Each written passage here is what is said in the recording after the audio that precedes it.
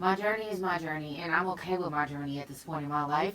Because at this point in my life, I fucking understand that everything that I experienced, everything that I didn't have or did have, was meaningful, was purposeful, and it was to get me to this point. That I used to be so mad and sometimes and so bitter about certain things that I, at the time, what I perceived as that I went through. But now, with my understanding that I have right now, now I understand, oh, you experienced that because XYZ. Okay, look.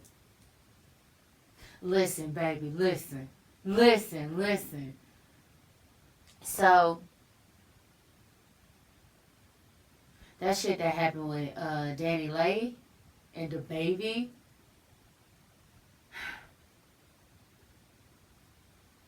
I was there, y'all, not too long ago. Not too long ago, I was in her shoes. Minus the baby. I ain't had a baby. And I think, honestly, I feel weird for saying this, but I'm glad I didn't have the baby. I'm so happy I did not have the baby. Because if I had the baby, I would have a baby. I would have a child. I would be linked with a toxic-ass nigga for the rest of my life. Now, here's the kicker. I can't just point fingers and be like, oh, it's you did it. You a toxic ass nigga. It's your fault. No. Let me tell you something, baby. Listen. Like attracts like.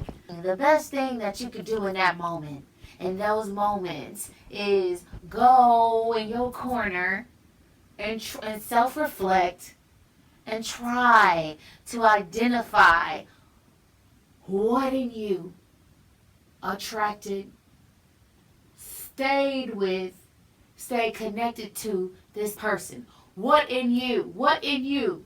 It's always a reflection of what's going on with you.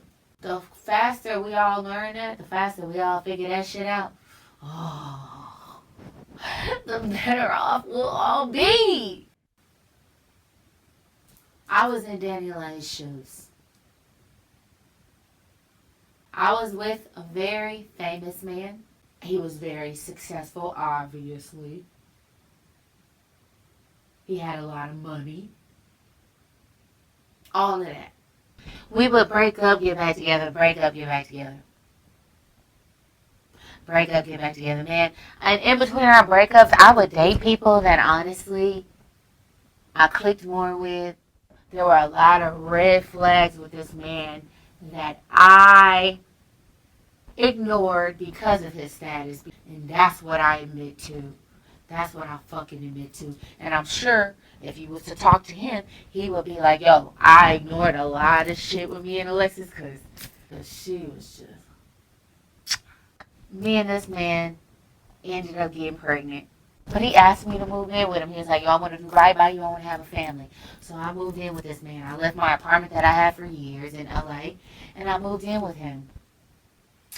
And I started to feel like the fucking princess in the castle. I was going crazy. Don't let that nigga not be at home. Don't let that nigga be out having fun and I'm barefoot and pregnant at the fucking palace.